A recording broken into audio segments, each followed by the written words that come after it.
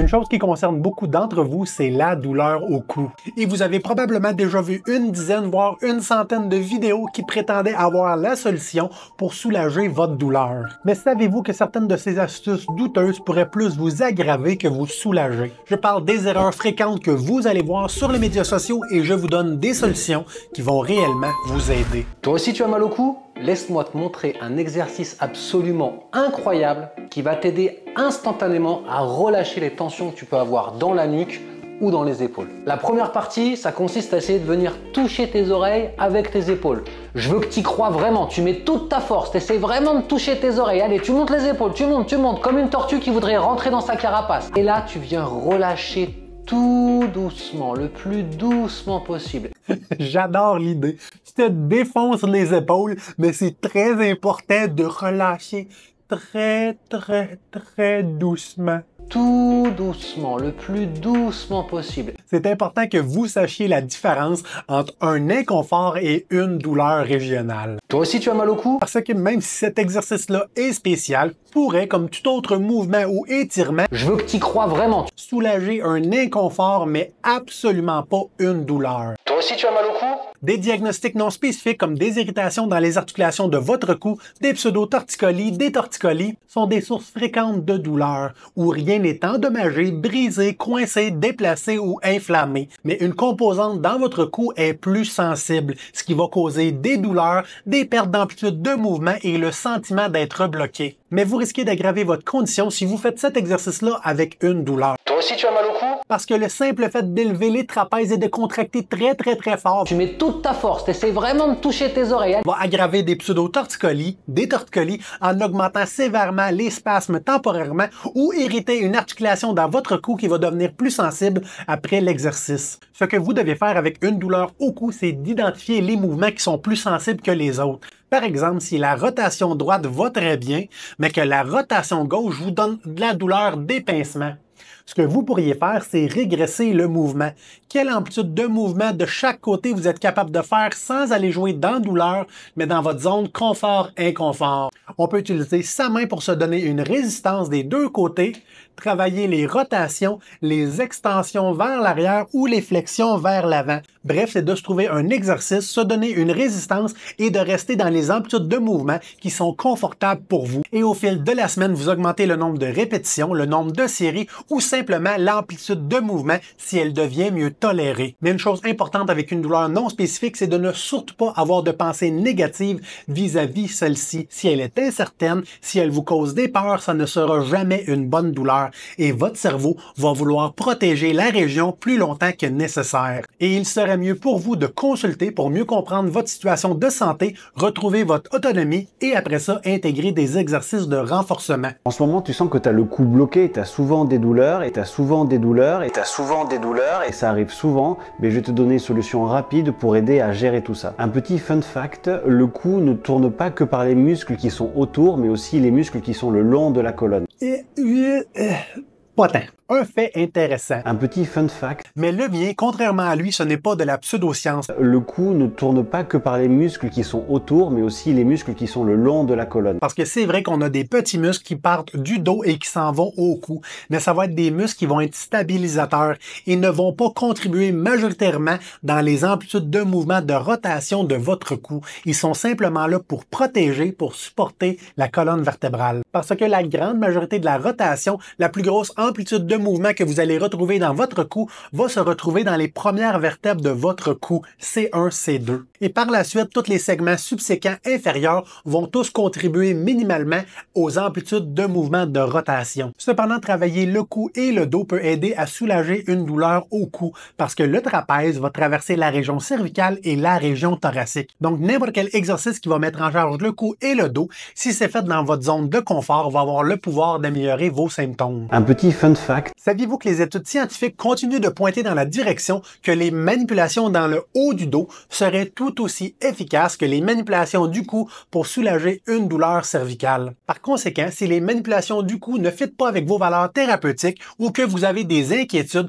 vous ne devriez pas recevoir ce genre de traitement parce qu'il existe d'autres alternatives qui vont tout aussi bien vous aider. Premier exercice, on prend nos avant-bras comme ceci et tu vas faire des mouvements de va-et-vient à droite à gauche, tu en fais une dizaine entre 15 15 et 20. On revient avec des petits mouvements banals qui auront le potentiel de soulager vos inconforts, vos tensions, mais n'auront aucun impact significatif dans le soulagement d'une douleur au cou. Des étirements banals ou n'importe quel mouvement dans votre corps, c'est bon pour les tensions. Donc, si vous êtes tendu dans une journée de travail, prenez quelques minutes à travers votre journée pour bouger, vous étirer, aller prendre une marche, n'importe quoi. Mais quand vous avez une douleur, essayez le plus possible de faire du renforcement musculaire en respectant votre tolérance au mouvement et en augmentant les amplitudes de mouvement quand ils deviennent mieux tolérés.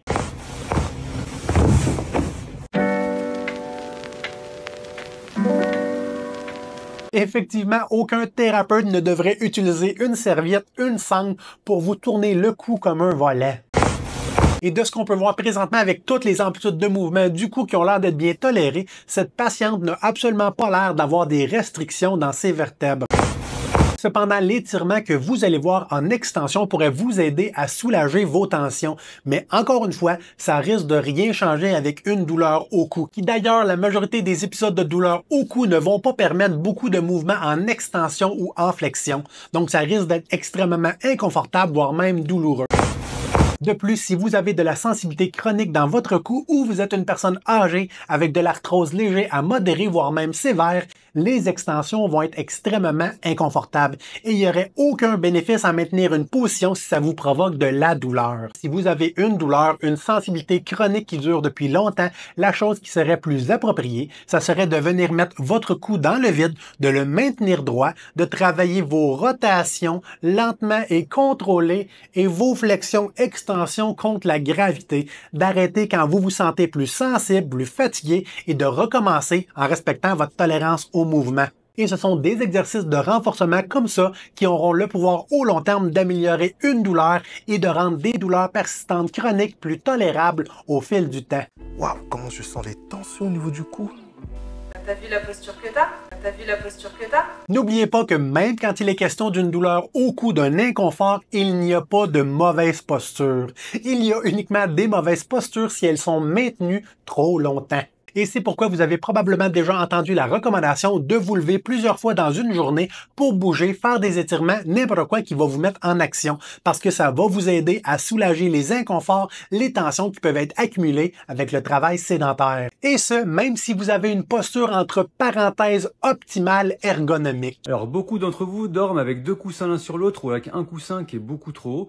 Et ça, en général, c'est vraiment pas bon, que ce soit pour vos articulations ou pour les tensions musculaires que ça peut créer. C'est vraiment pas bon. C'est vraiment pas bon. L'oreiller et les positions de sommeil. Il faut savoir qu'il n'existe pas d'oreiller optimal ou encore moins de position parfaite qui va fitter à tout le monde. Votre corps est lâche et il va s'adapter en fonction de ce que vous faites constamment. Donc si vous dormez souvent sur le ventre, sur le côté ou sur le dos, ça va être une position qui va être plus confortable pour vous qu'une autre personne. Et si du jour au lendemain, à cause d'un inconfort ou d'une douleur, on décide de changer de position et que cette nouvelle position-là est plus confortable, on devrait la maintenir temporairement. Vous devriez uniquement changer votre oreiller, votre matelas, si on n'a pas de douleur, mais à chaque matin, progressivement à travers les semaines et les mois, on se retrouve à avoir plus d'inconfort, plus de raideur matinale qu'on avait auparavant. L'exercice de la tortue, c'est pour renforcer le haut de la nuque, ici. Donc c'est ça qui va donner les névralgies d'Arnold, cette partie-là. C'est ça qui va donner vraiment les migraines, qui vont aller ici, derrière les yeux. Suivant les territoires sensitifs qu'ont les gens, c'est-à-dire comment est câblé leur nerf, il peut avoir mal à différents endroits, ici, devant, les yeux, sur les côtés. On décrit plein de formes de migraines différentes et en réalité, c'est qu'un seul et même mécanisme. La manière et l'endroit où on ressent la douleur dépend uniquement du câblage des nerfs crâniens qui vont passer par là. Voilà. Voilà. De prétention pseudo-scientifique de marde. Désolé pour mon langage, mais c'est fâchant de voir constamment des pseudo-représentants de santé sur Internet qui vont essayer de vous insérer des certitudes pseudo-scientifiques. C'est qu'un seul et même mécanisme. Qui ne représente que de la diarrhée verbale. La douleur dépend uniquement du câblage des nerfs. Avec une phase du Dunning-Kruger d'incompétence.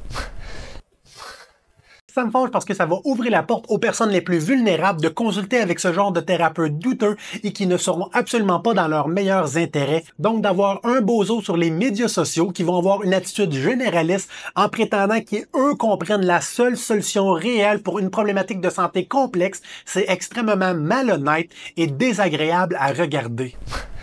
Mais c'est malheureusement le merveilleux monde de TikTok. Mais si ça vous intéresse, j'ai déjà une capsule qui devrait apparaître live là ou simplement écrivez mot de tête dans les commentaires. Entre-temps, écrivez-moi votre histoire, vos commentaires, vos suggestions ou simplement si vous avez encore des questions. Parce qu'une personne informée, c'est une personne en contrôle de sa santé.